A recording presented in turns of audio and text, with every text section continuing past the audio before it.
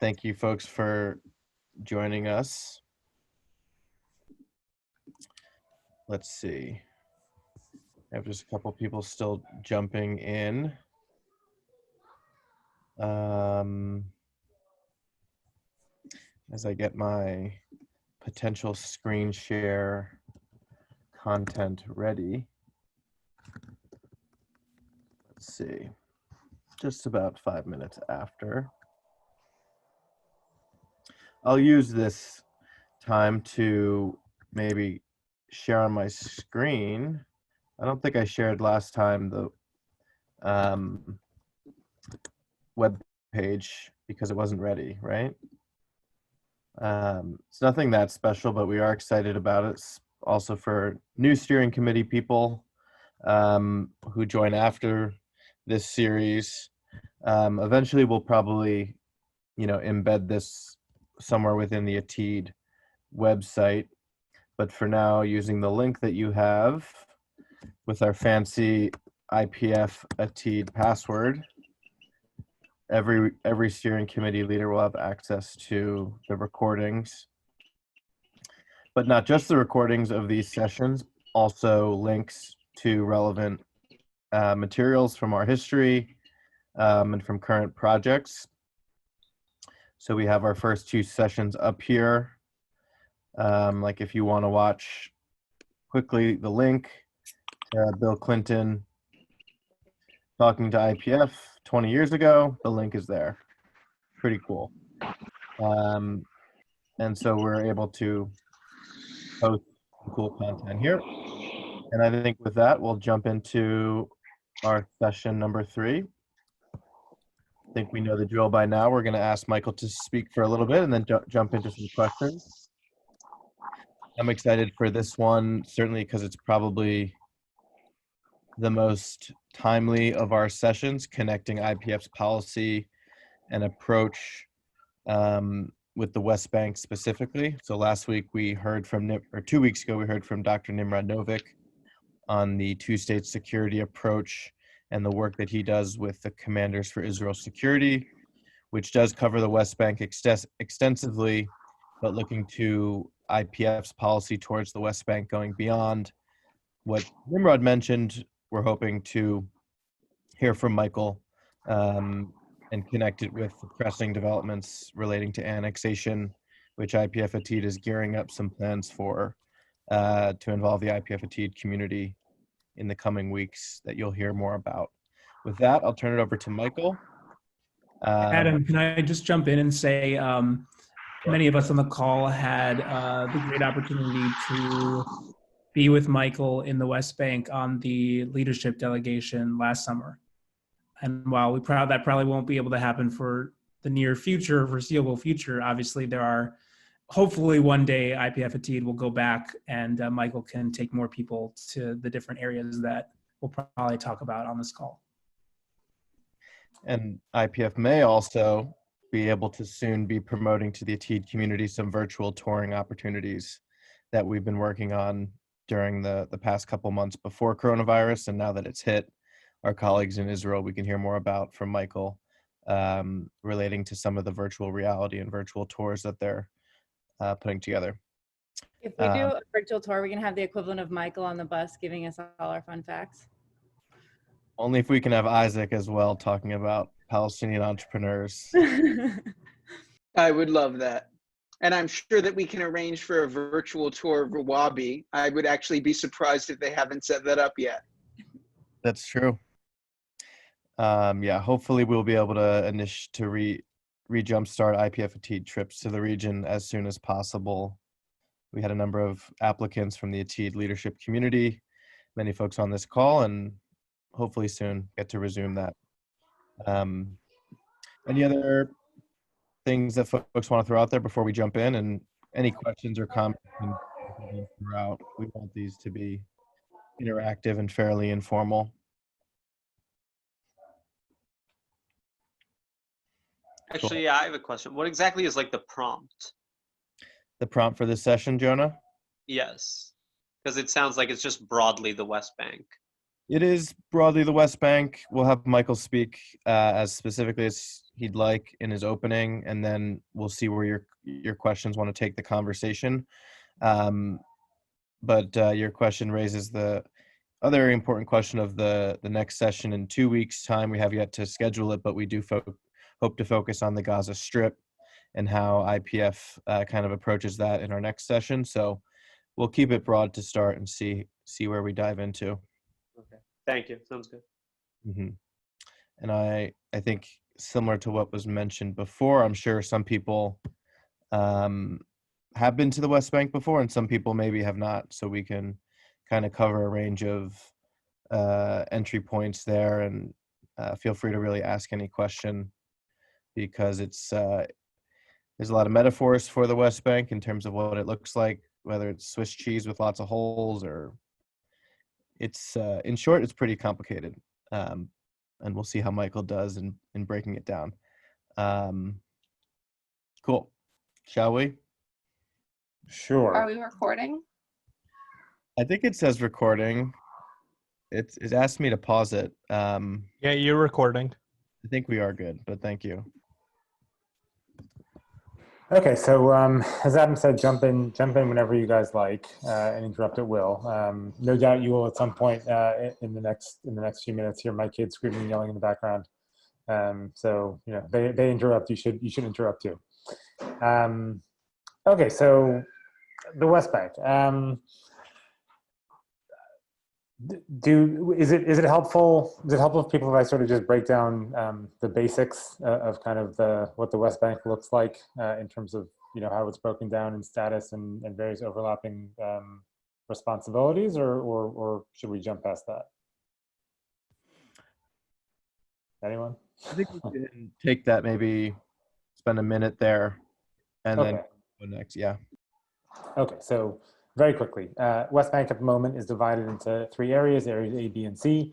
In Area A, which is about 18% of the West Bank and has about 1.3 million Palestinians, the Palestinians have full security control and full administrative control. And Area A is basically the big Palestinian cities.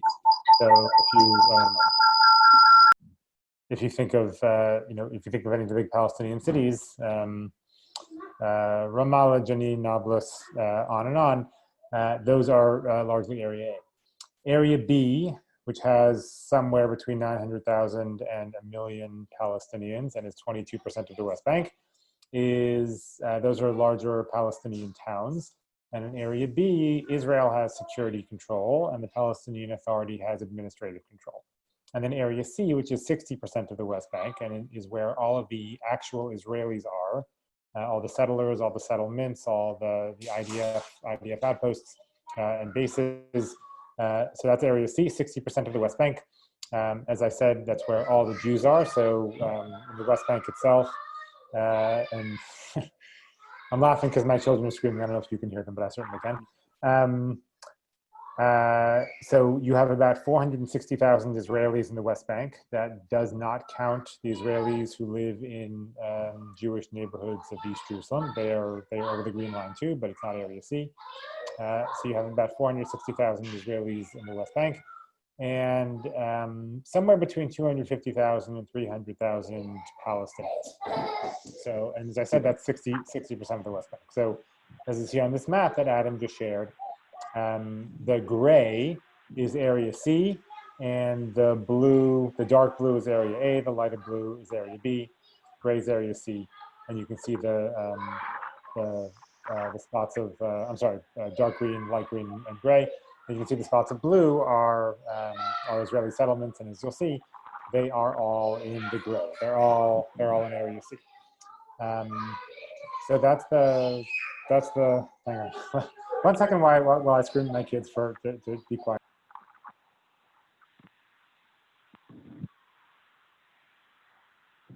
These maps on IPF's website and on our Annexation Watch website. This is part of the annexation 1-pager, 2-pager. Okay, so that's areas A, B, and C. Now, that's Michael, the situation.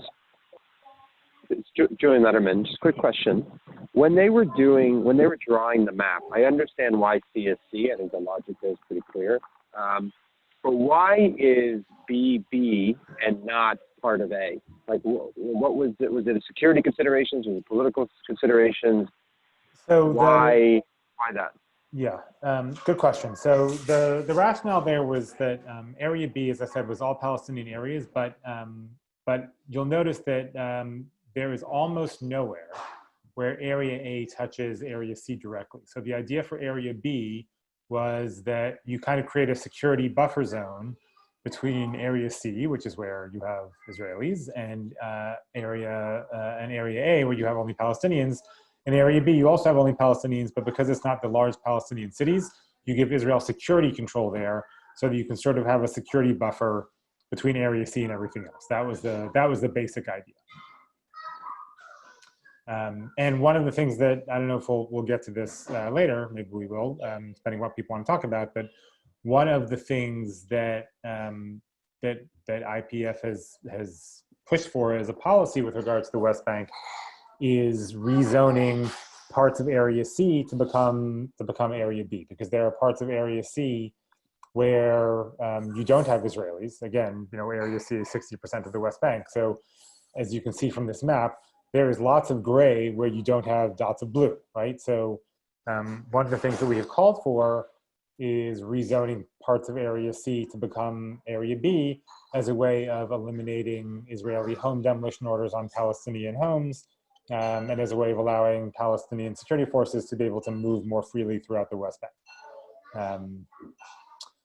Okay, so this is the basic breakdown. Now, at the moment, when you have Israel contemplating annexation, how is that going to change? So, this could change a lot depending on the specific annexation plan that we're talking about. But since we're dealing with the Trump plan takes about 30% of the West Bank, so half of Area C, and that half is, Adam, if you stick that map back up there, we can see in a minute. That half of Area C is basically the large settlement areas that are adjacent to the Green Line. So in the western part of the West Bank. So you can see on here there are some obvious big parts of blue that are right along the Green Line. So if we're going to go north to south, so the areas of blue that are marked as Karnei Shomron, kind of around Kalkilia, if you're looking for sort of a bigger marker there. So that's one area. If you move south, and under the Trump plan encompasses REL2, which, as you can see, sticks out pretty deep into the West Bank. And then you see Modi and Elite, Givat Zev north of Jerusalem, Ma'ale Adumim east of Jerusalem, the Etzion block south of Jerusalem. And then you can also see there are some larger fingers that extend. So if you zoom out, Adam, thanks. You can see there's sort of like fingers of gray that go north from Givat Zev, kind of, right? There's one that surrounds Ramallah. There's one that goes south, if you sort of look from Jerusalem, south through Har Choma, then south of Bethlehem, that's another finger.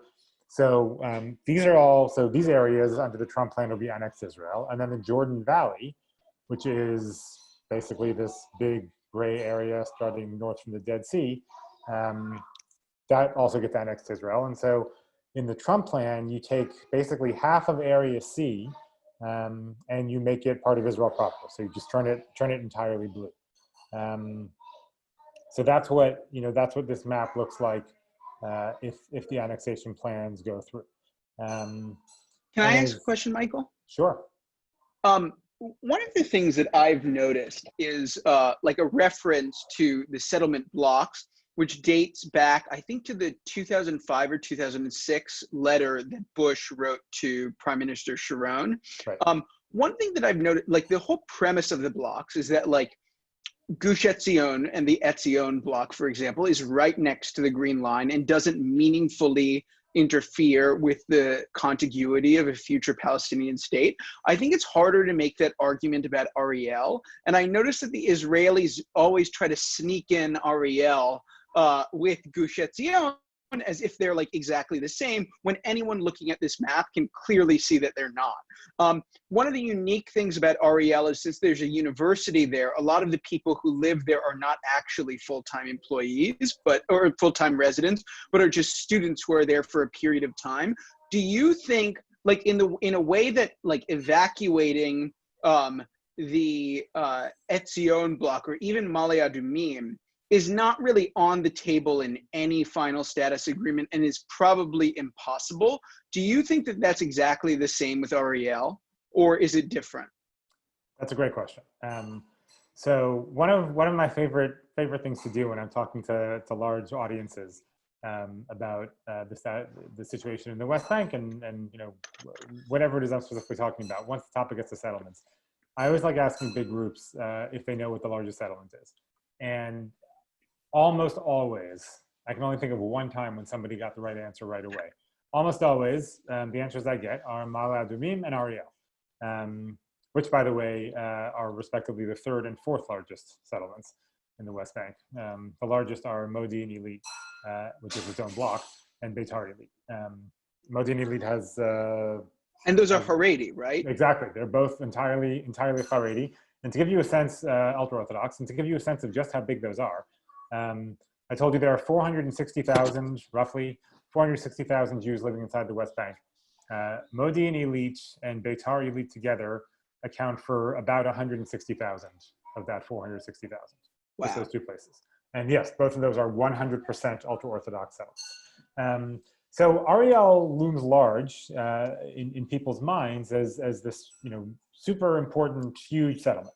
So first of all, as I said, it's not very big. Ariel today has less than 20,000 people and is actually, I'm pretty sure, losing population. So that's number one.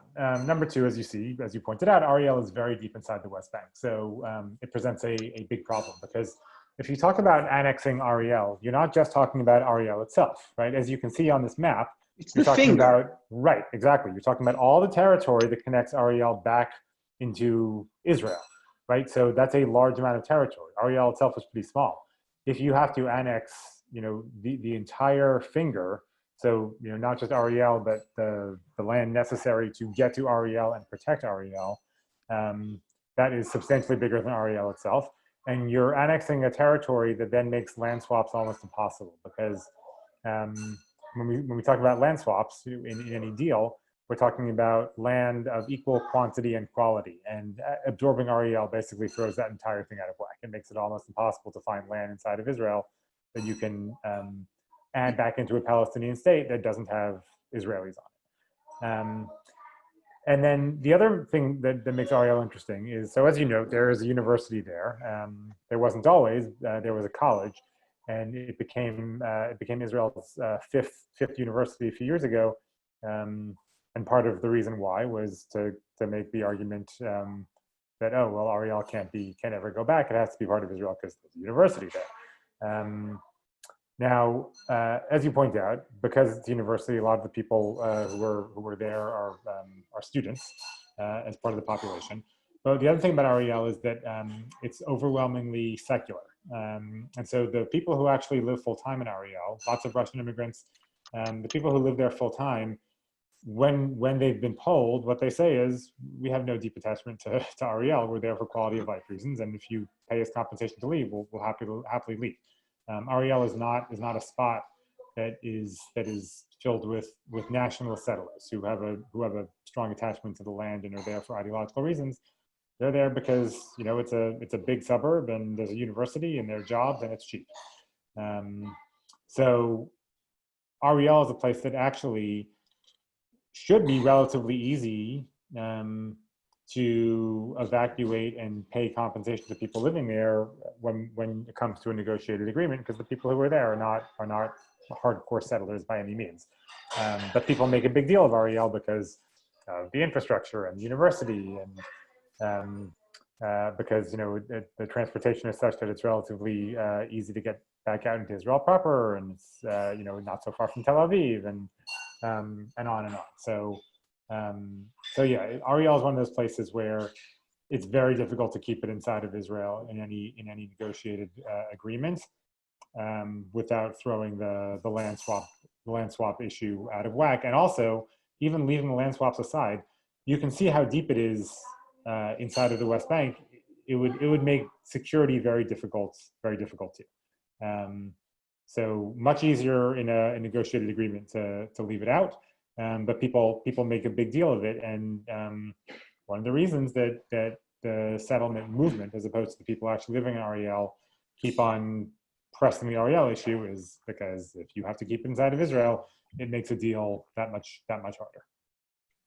Where are you like worried about of these settlements that fall into the category of like lots of people living there who won't leave willingly and also interfere with the contiguity? Would that be like Eli and Shiloh or Hebron or? So you're talking about the sort of mixture of deep inside the West Bank and relatively large population and ideological. So what you're mostly talking about there is not marked on the map, but if you look north of Ramallah, you see a couple of big blue spots there. So what you're looking at there is Beit El. Beit El, even farther down, Adam. Right. So right over there. So you're looking at Beit El. You're looking at Ofra. Those are, just to put it a little bit in context. So Beit El is the settlement that is most associated with Ambassador Friedman.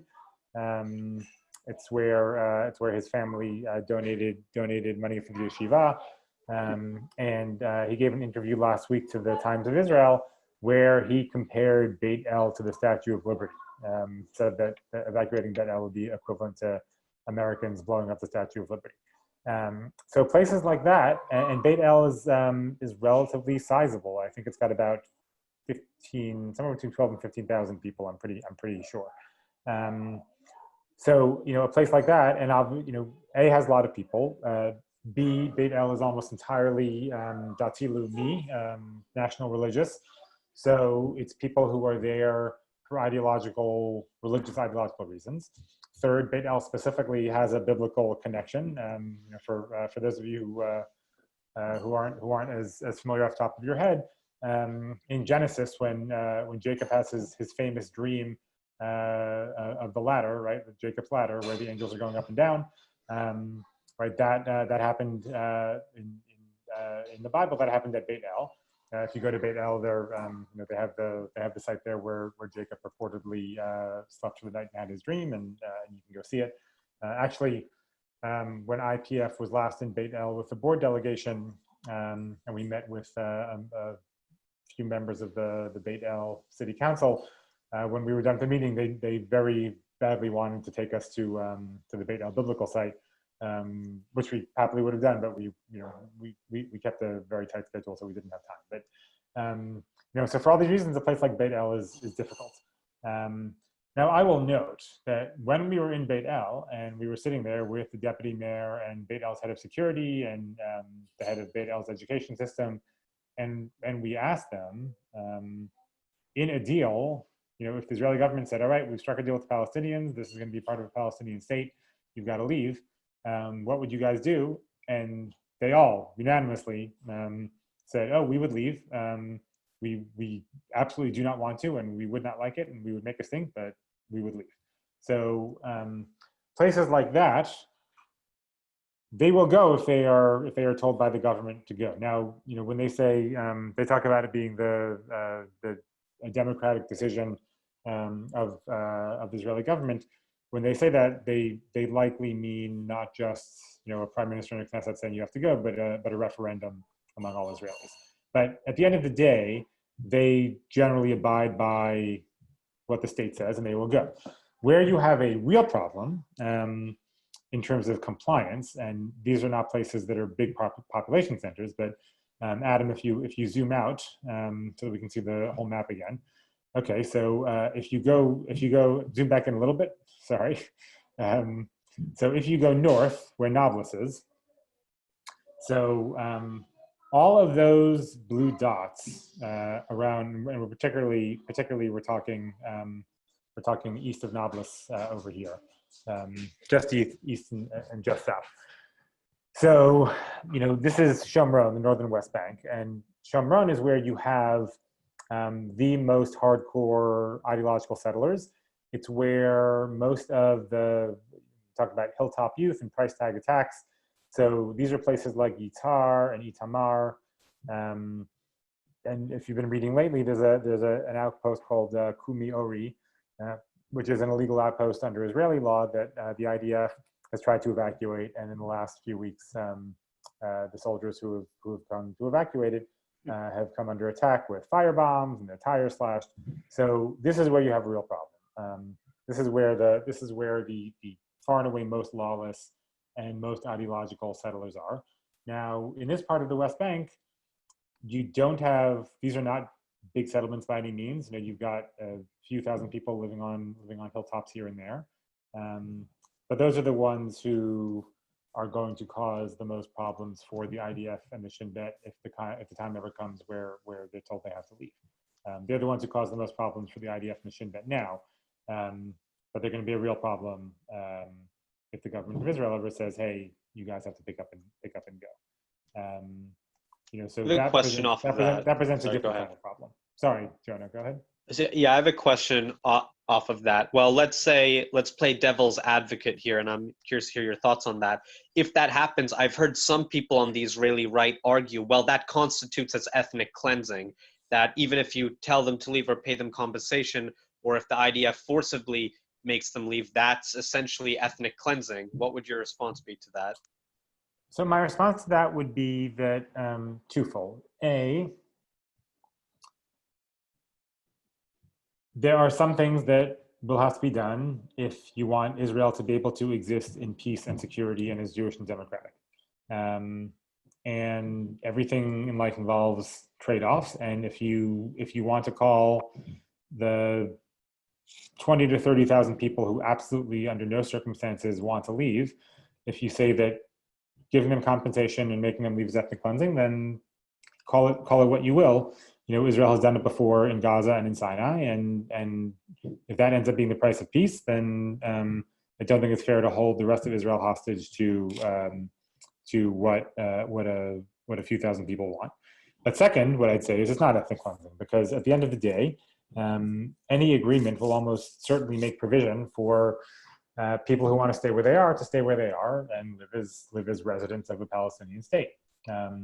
And if people are not willing to abide by that, then that's not ethnic cleansing. That's people putting their own restrictions on the situation. But so long as you tell people that they don't have to forcibly move, they only have to move if they are not willing to live in the state of Palestine as lawful residents, then it's not ethnic cleansing, right? It's not telling people that you can't be there because of your ethnicity. It's telling people you can't be there in an extraterritorial enclave, and that is a very different situation. Now, it so happens that the people who are least likely to agree to leave are also the ones who are least likely to agree to live as residents of the state of Palestine.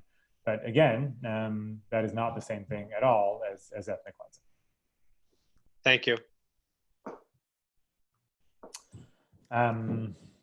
So one IPF policy that you mentioned of expanding Area B, chip away at some of this gray as a proposed positive step, to reflect natural growth of Palestinians.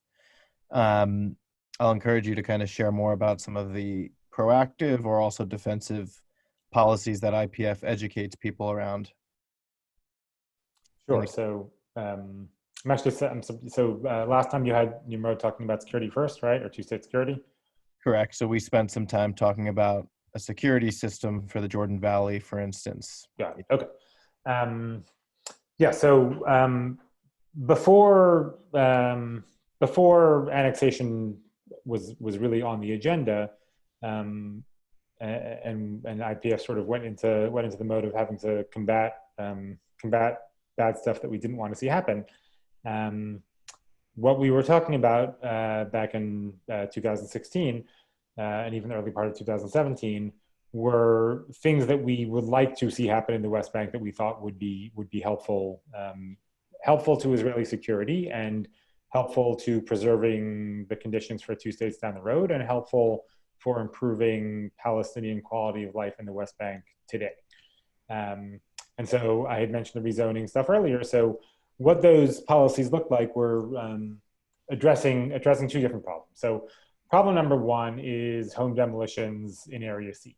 So as I said earlier when I talked about areas A, B, and C, in Area B, Palestinians have the PA has administrative control while Israel has security control.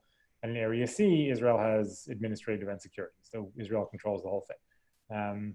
Now, when I said before that also that there are about somewhere between 250 and 300,000 Palestinians living in Area C, a majority of those Palestinians in Area C are living in places that overlap areas B and C. And the way that happened was that when areas A, B, and C were set back in 1995, or 1994 rather, they were set in stone and never changed.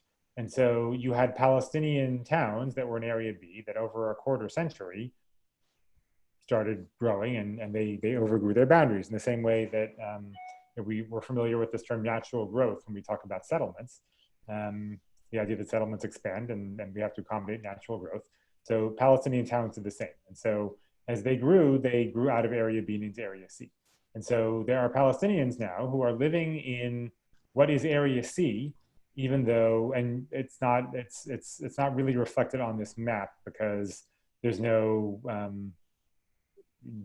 right on this map we have the different shades, but for instance, you know, in any of these places, right, where you have the light green, you have Palestinians and many of them living in the gray area, right? So without a break. So a Palestinian town that was Area B over time got bigger and bigger, and so you have Palestinians living in that town who are now in Area C.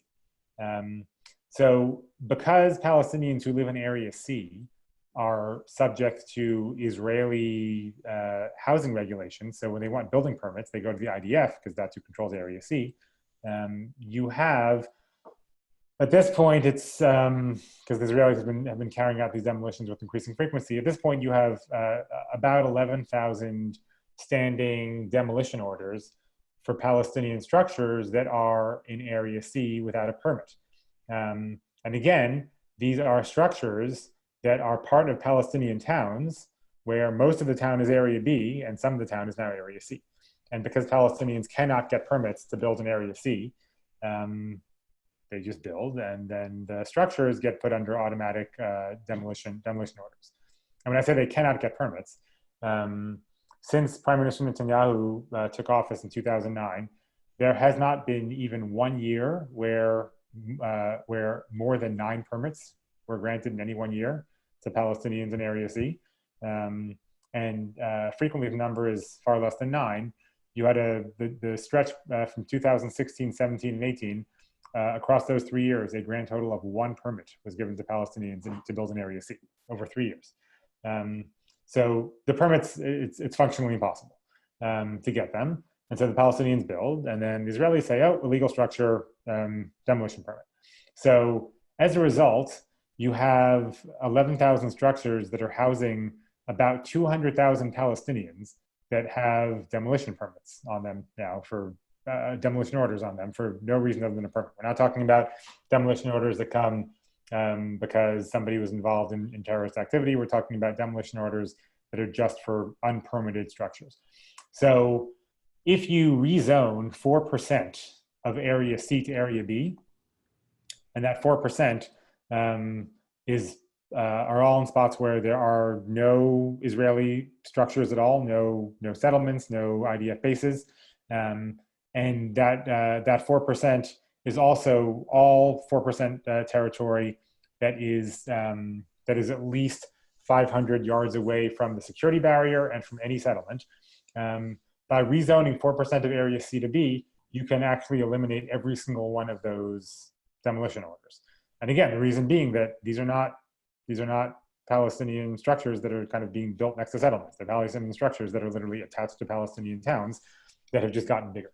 So you rezone 4% of C to B, so reducing area C to 56% of the West Bank, and increasing area B by that equivalent 4%. You can get rid of these demolition orders overnight, because at that point those houses all become part of PA administrative sovereignty. So at that point, anybody who wants a permit goes to the PA, not to the IDF. So that's rezoning policy number one. Rezoning policy number two is a little more complicated. So the same way that the Oslo B agreement established areas A, B, and C, it also established the Palestinian Authority police forces and exactly where they could have police stations. So those are actually, like, if the Palestinians want to build a police station, they can't just build it wherever they want. It's actually established in the Oslo B agreement. And Palestinian Authority security forces, if they want to move from one spot to another, meaning crossing Area C, because as you can see here, Area C divides everything up, and there are 169. Every IPF Atid or Atidnik should know this off the top of their head.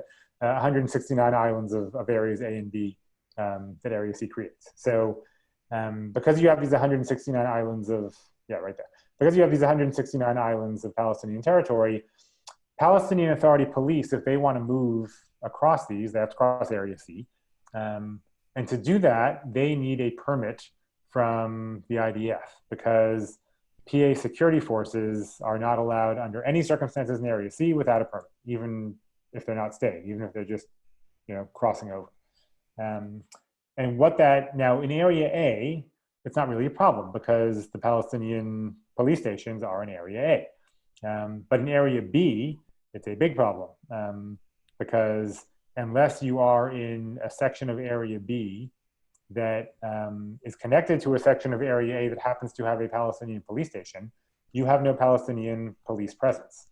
And what that means is that of the 900,000 Palestinians who are living in Area B, we've calculated that upwards of 800,000 of them don't have any regular police presence at all. Nothing, right? So there are no police around for anything, for murders, for robberies, for assaults. They have no police presence. Obviously, there are no Israeli police operating in that area, and the IDF is not there doing basic policing. When the IDF is in Area B, it's for counterterrorism. It's not to provide basic police services to Palestinians. Because again, remember, there are no Israelis living in Area B. So Michael, can I ask a question? So if something happens to someone, say, someone gets robbed or murdered, who do they call? Like, what number do they call? And how does that work? And who, like, does a case get transferred somehow to PA? Yeah, so this is the problem. They call the PA police, all right? If there are PA police that are there, great.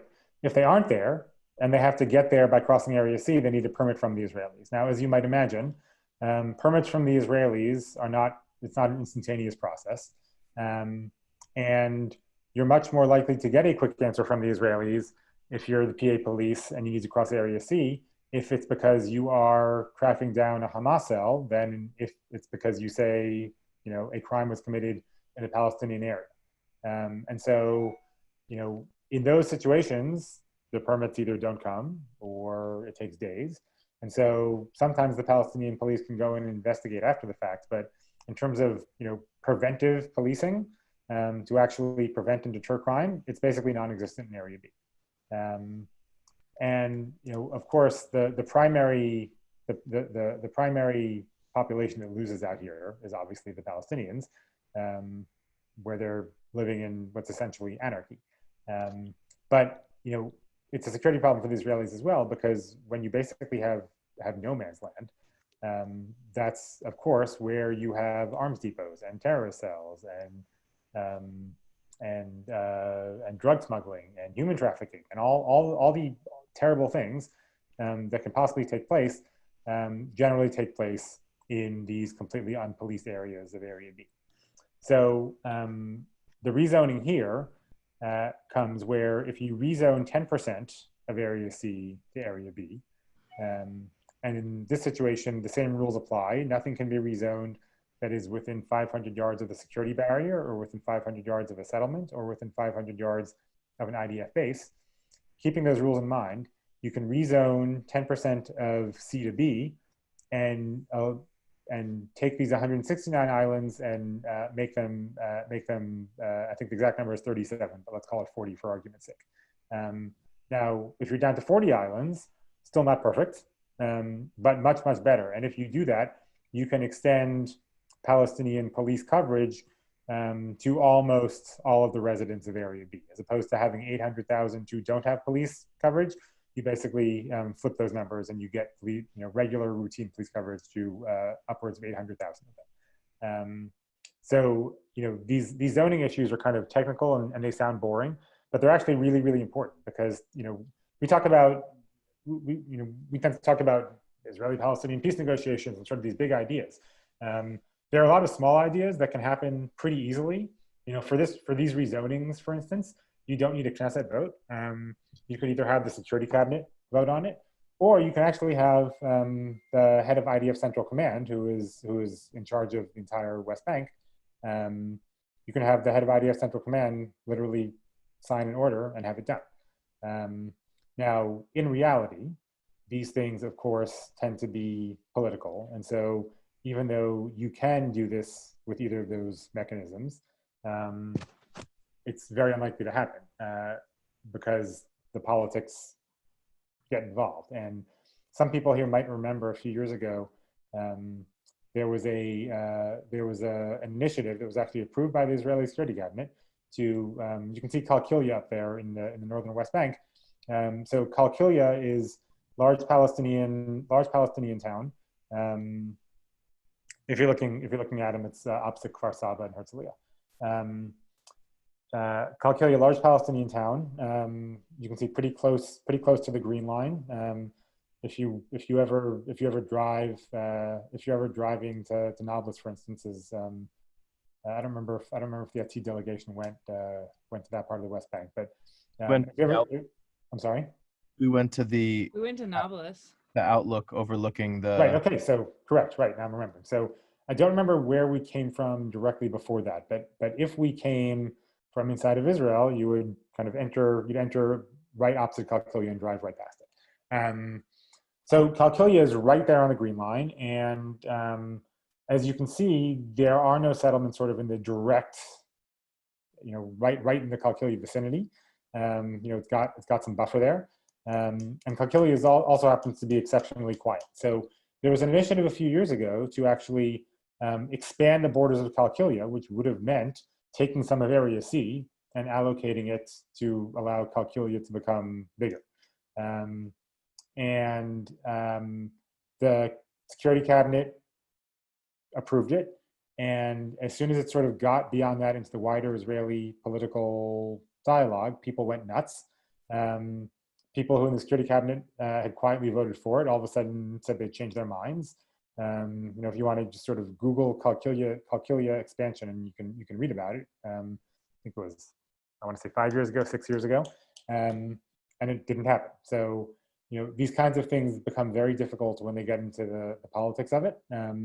But rezoning issues are actually really, really important, and they can do a lot of good, and they can be done without kind of fanfare or negotiations. They can just be done. These are the kinds of policies that hopefully once the threat of annexation, hopefully A, doesn't happen, and B, hopefully the threat subsides. And once we're kind of beyond that, we can get back to talking about some of these policies in the West Bank that are actually proactive, as opposed to reacting to try to stop damage that may take place. Hey, Michael, I have a quick question. Sure. So with Benny Gantz purportedly becoming defense minister, do you think that might add some political cover to the IDF to be able to kind of take some of these more administrative moves? It's tough to say. So the defense minister has, more power in the West Bank than the prime minister does. It's one of the reasons that Defense Minister Naftali Bennett has been so destructive to the two-state cause, because the defense minister is the person who ultimately approves almost all this stuff. Approves roads getting built, approves settlement expansion, approves almost anything. If Benny Gantz, I should say when, because it's more or less a done deal at this point. When Benny Gantz becomes defense minister, there are lots of things he can do to not make the situation worse, right? So he can stop approving these huge infrastructure projects in the West Bank, transportation mostly. He can stop turning a blind eye to illegal outposts. He can stop kind of letting price tag attacks go without really being investigated. There are lots of things he can do. The question is, will he? And the other question is, if annexation happens, if the cabinet and the Knesset vote for it and it starts to get carried out, then at that point, he no longer has authority in the annexed areas, because at that point they become part of Israel proper, and so they're under, instead of Benny Gantz having to approve a road, it's the transportation ministry that approves a road. It's one of the reasons that. It's one of the reasons that the settlers are so eager to have Israeli sovereignty applied inside the West Bank, because the last time I was in the West Bank was the end of January, and we met with a different Gantz, not Benny Gantz, but Yisrael Gantz, who is the mayor of Psagot and also the head of the Binyamin Regional Council, which is the largest council inside the West Bank. So he's one of the 2 or 3 most important settler leaders, and he was arguing very, very passionately for the need for Israel to apply sovereignty inside the West Bank, and it's precisely for this reason. He was complaining that they want a road built here and a road built there, and they need more infrastructure, and they don't get what they want because they always have to have the defense minister sign off on it, and they want to just be able to get this stuff done by the same process that you would inside of Israel if you wanted a road built in Herzliya or in Ramat HaSharon or Jerusalem, anywhere. So this is why it's important to them. So if annexation happens, so sure, Benny Gantz is defense minister, and he can slow some stuff. He can put the brakes on stuff outside of the areas that get annexed, but that's a very limited utility, right? The greater utility is of having a defense minister who is sympathetic to an eventual 2-state outcome, who actually still controls the entirety of the West Bank, as opposed to 70% of it, which is what we're talking about if Trump annexation happens. And by the way, the other thing I should note is, I've been talking about annexation nonstop, nonstop for years, but sort of the specific contours of what we're looking at since the Trump plan was released. And as I just said a second ago, the numbers based on the Trump map are 30% of the West Bank. But in reality, it's going to be more than that, because the Trump map, which was dubbed the conceptual map, was 30% of the West Bank, roughly. But it didn't take into account, various security zones and security buffers and added roads and kind of, the added stuff they're going to need just for the settlement areas they want to have annexed. And so the truth is, I just said, 70% of the West Bank is what the defense minister will control, but I'm willing to bet that it's going to be less. I'm willing to bet that it's closer to 60 than it is 70 when all is said and done. So I'm hoping that we see Defense Minister Benny Gantz without annexation, because the places that it will really matter to for the purpose of a future 2-state agreement, really limiting the expansion of settlements, that's going to be in that annexed territory. It's not going to be in the non-annexed territory. Michael, can we continue sort of on the conversation of the potential for annexation and tangible impacts to Israel and the West Bank? I think that you just touched on a couple of really great ones when it comes to roads, but really what happens the day or month after annexation, and like what processes go into place? I think that a lot of people, those who don't care and are so involved, see this very similarly as being more symbolic, similar to the move of the Jerusalem embassy and the recognition of the Golan So helping to understand like what are the tangible impacts and tangible immediate impacts, less so on like future goals, which of course we all want for the future of a two-state solution, things like that. So the answer to that depends really on, so let's say first off, it's unknowable, right? If you talk to Naftali Bennett, who doesn't want to see Trump annexation, he wants to see full Area C annexation. If you talk to him, what he'll tell you is that in his vision of Area C annexation, nothing changes at all, right? Nothing has to change. It's just as you just said, you apply sovereignty, and so it's this big symbolic step, and obviously impacts the mechanisms, the administrative mechanisms for the Israelis who are living in Area C, but nothing physically has to change. Now, and the same, some will argue with regard to Trump plan annexation. Now, Israel certainly could take that path, right? Where you say, okay, we are applying Israeli law to these places, and nothing actually has to change.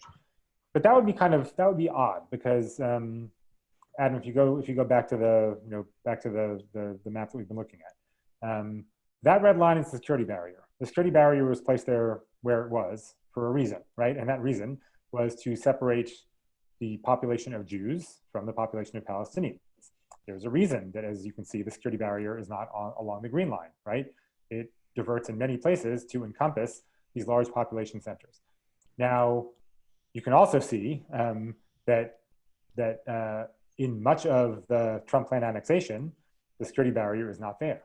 Now, if the security barrier was built to separate Israelis from Palestinians for security purposes, then how you can sit there and say, well, we're gonna annex 30% of this, but forget about updating the security barrier and building it in a new spot. We're just gonna leave it where it is. In what world does that make sense, right? Either it means that the current security barrier has no purpose, and try telling that to Israelis who live inside of it. They'll tell you that you're crazy, or it puts the lie to this notion that annexation is simply, symbolic, right? You just say we apply sovereignty and we're done with it. How you possibly have a security barrier at that point that encompasses some parts of Israel but not others, protects some Israelis living on Israeli sovereign territory but not others. The Israelis who are living inside, the new borders of Israel proper aren't going to stand for it. And frankly, if I were them, I wouldn't stand for it, right? The idea that in Beit El, which is now going to be part of legal Israel, you're not inside the barrier. You just have a separate wall and fence around Beit El itself. They're not gonna go for that in any way, shape, or form. The day after, you will see an outcry of people saying, time to build a new, some will call it border wall, some will call it updated security barrier. So once you're doing that, you're talking about a huge infrastructure project at enormous cost. And once you do that and you actually physically wall off the territory, I guarantee you that Palestinian security cooperation stops right away. Because it's one thing for them to cooperate with the Israelis in the current situation, even when Israel is all over the place and still conducting nightly raids into Area A. It's just it's another thing entirely when you've actually walled off, not just 4 or 5% of the West Bank, but 30% of it. Basically saying, this is ours forever, and it's not just a symbolic move about applying sovereignty. So I think that that has to happen, and almost certainly will happen very soon after annexation. And the people who think that it's just a symbolic move, like recognizing sovereignty on the Golan Heights or recognizing Jerusalem as the capital, are going to be proven wrong very quickly.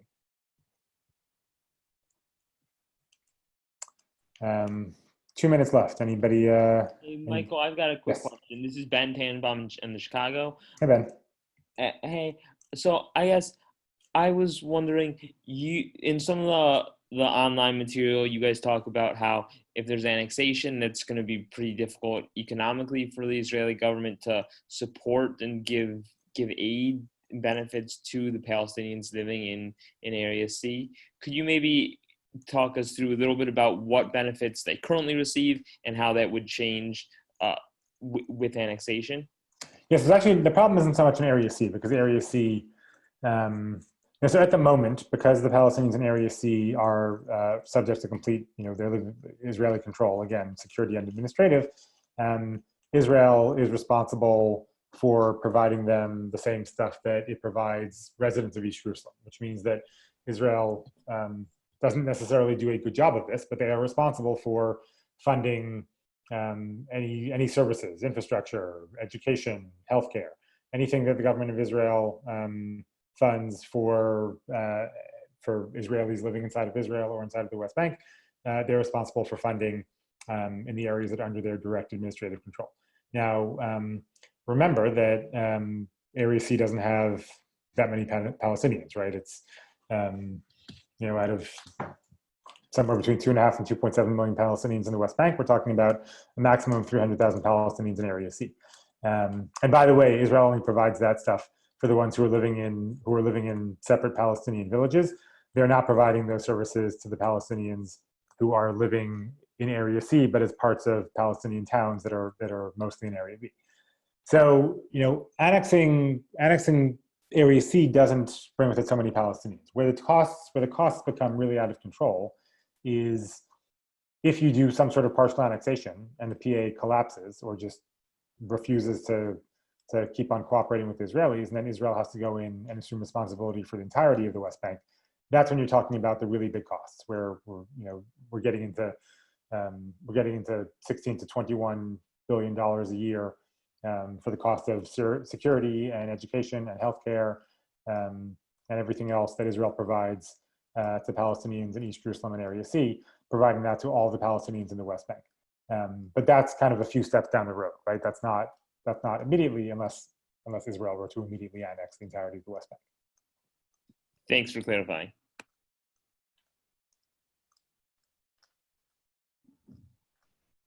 Any other pressing questions on any of the recent conversation on annexation or anything else that Michael covered on the West Bank? Yeah, maybe one quick one on numbers. I think it said quickly in the slide like 25,000 or 2,500 IDF reservists would have to go to the new security barrier. Yeah. I don't know if you have the numbers off the top of your head, but like if you do a breakdown, like, because I know you've talked about this before, how many IDF soldiers does Israel currently have on reserve? Like, where would they?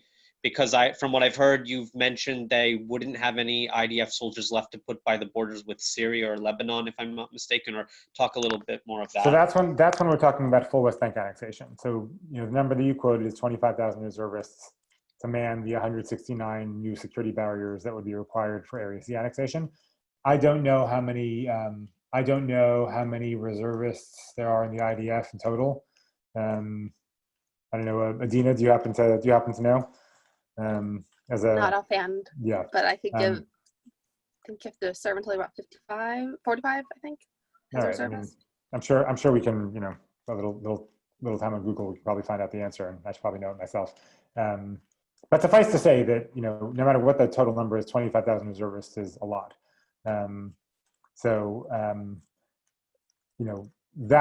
That works out to, I think, around, somebody check my math, but around 400 I think it works out to around 415, 400 right?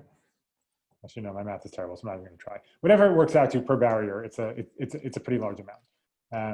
So it would unquestionably be taxing, and whatever the total proportion is, Israel is simply not used to having tens of thousands of reservists being mobilized all the time, constantly, because this wouldn't be a temporary mobilization. You would have to have those numbers always. So even if you're cycling people in and out, it's a pretty daunting task.